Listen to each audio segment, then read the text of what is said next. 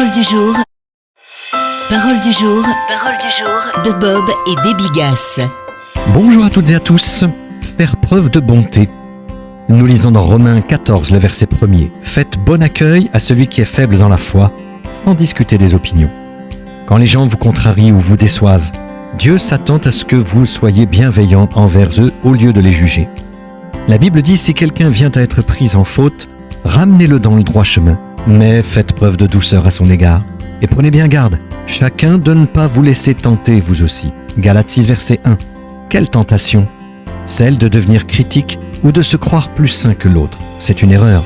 Il faut accepter ceux dont la foi est faible sans discuter.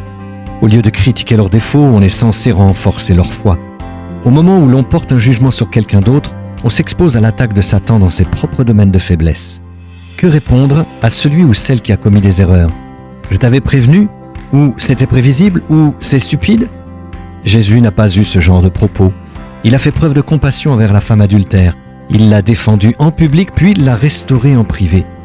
Il était courtois, pas critique. Comme Christ, refusons de juger les autres.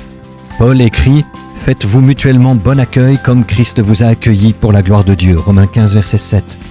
Dieu supporte beaucoup de notre part, n'est-ce pas? Et s'il supporte nos incohérences et nos faiblesses, on peut apprendre à supporter les défauts des autres.